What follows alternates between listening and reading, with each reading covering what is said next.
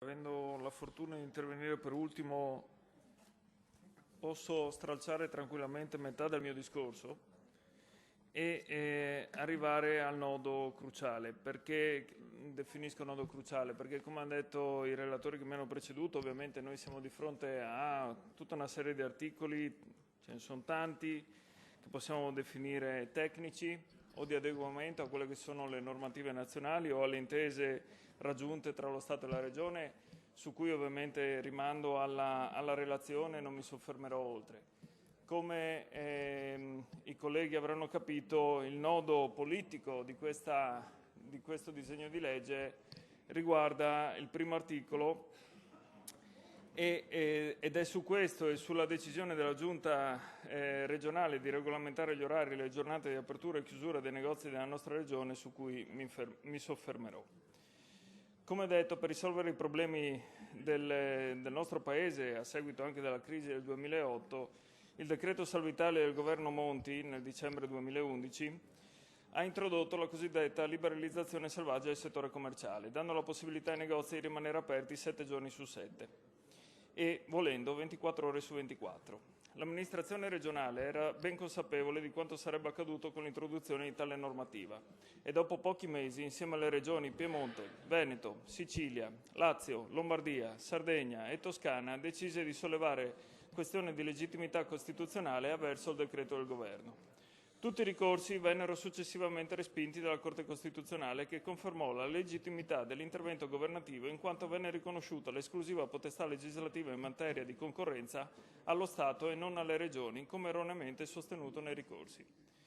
Purtroppo, a distanza di 4 anni da quel pronunciamento, non possiamo che confermare le nefaste previsioni delle amministrazioni ricorrenti su quelli che sarebbero stati gli esiti di tale riforma.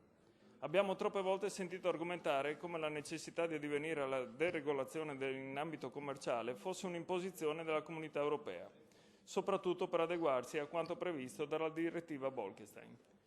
Eppure, con riferimento al principio comunitario di libera prestazione di servizi, è stato ormai accertato che le normative nazionali sui giorni ed orari di apertura e chiusura degli esercizi commerciali non sono incompatibili con le disposizioni del Trattato di funzionamento dell'Unione Europea, tant'è che, come ci ricordava la collega Bagattini in precedenza, sono molti gli Stati che ancora hanno divieti sulle giornate di apertura festive. Già nel 2012 la Regione Veneto ricordava che il diritto di stabilimento nei Paesi membri è riconosciuto agli operatori economici senza discriminazioni, ma pur sempre nel rispetto delle specifiche normative nazionali riguardanti i motivi imperativi di interesse generale, per la tutela dei quali è consentito uno spazio di operatività per il diritto interno e dunque anche per la legislazione regionale. Per questi motivi, dall'inizio di questa legislatura in Parlamento, mi riferisco alla 17ª legislatura, presso il Parlamento italiano sono state presentate numerose proposte di legge con cui diverse forze politiche hanno chiesto di rivedere l'introdotta liberalizzazione del settore commerciale.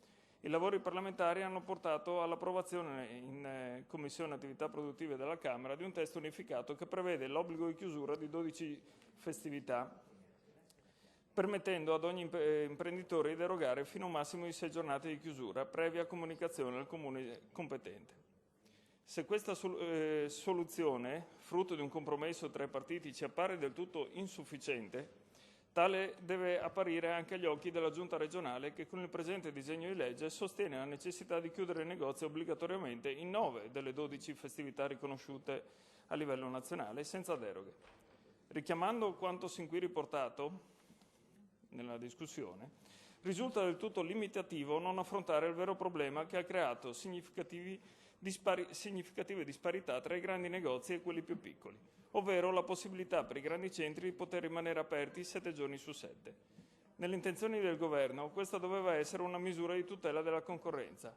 Invece, come la stessa Regione Friuli-Venezia Giulia evidenziava già nel suo ricorso del 2012, tale misura si è rivelata un fattore distorsivo.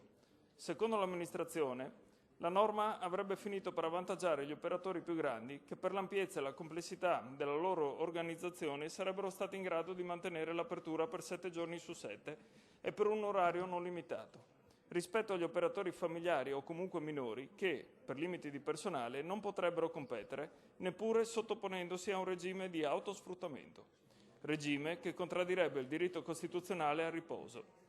Io non avrei saputo trovare parole migliori. Sinceramente, dopo 4 anni, trovo questa definizione perfetta. A distanza di pochissimi anni, i risultati di quanto profetizzato dalla nostra Regione si sono tradotti con la chiusura di migliaia di esercizi commerciali e un calo del fatturato pari al 14% per la piccola e media distribuzione di generi alimentari nella nostra Regione. 5,5% è il calo di fatturato per i generi non alimentari, a fronte di cifre ben più contenute per la grande distribuzione, meno 1,9% per i generi alimentari e meno 3,5% per i generi non alimentari. Con questo disegno di legge si evidenzia come, secondo il diritto comunitario, si possano prevedere limiti all'esercizio delle attività economiche per motivi imperativi di interesse generale, nel rispetto dei principi di proporzionalità e non discriminazione. Ricordiamo che, secondo i dettami della Corte di Giustizia europea, per motivi di interesse generale si intendono, tra gli altri, l'ordine pubblico, la pubblica sicurezza, gli obiettivi di politica sociale, la tutela dei destinatari di servizi, la tutela dei consumatori, la tutela dei lavoratori, la prevenzione della frode, eccetera, eccetera, eccetera. È proprio sulla base di questi principi che riteniamo possibile e legittimo intervenire per regolamentare alcuni aspetti del settore terziario che altrimenti andrebbero a ledere molti degli interessi generali sopra richiamati. È anche il caso di ricordare cosa ci dice la stessa direttiva Bolkestein. La direttiva ci dice che, conformemente alla giurisprudenza della Corte di Giustizia, si riconoscono i motivi imperativi di interesse generale. Tali motivi possono giustificare l'applicazione di regimi di autorizzazioni e altre restrizioni. Tuttavia, tali regimi di autorizzazioni o restrizioni non dovrebbero discriminare in base alla nazionalità. È l'unico paletto che mette la direttiva Bolkestein su questa materia. Inoltre, dovrebbero essere sempre rispettati i principi di necessità e proporzionalità. Al fine di coordinare la modernizzazione delle norme, continuo con la lettura della direttiva, e regolamentazioni nazionali in modo coerente con le esigenze del mercato interno, è necessario valutare taluni requisiti nazionali non discriminatori che, per le loro caratteristiche proprie, potrebbero sensibilmente limitare, se non addirittura impedire, l'accesso a un'attività o il suo esercizio nell'ambito della libertà di stabilimento. Tale processo di valutazione dovrebbe essere limitato alla compatibilità di detti requisiti con i criteri già stabiliti dalla Corte di Giustizia in materia di libertà di stabilimento. Esso non riguarda l'applicazione del diritto comunitario della concorrenza. Detti requisiti, qualora siano discriminatori o non giustificati obiettivamente da motivi imperativi di interesse generale o sproporzionati, devono essere soppressi o modificati. L'esito di tale valutazione sarà diverso a seconda della natura e dell'attività dell'interesse generale considerato. In particolare, conformemente alla giurisprudenza della Corte di Giustizia, tali requisiti potrebbero essere pienamente giustificati quando perseguono obiettivi di politica sociale.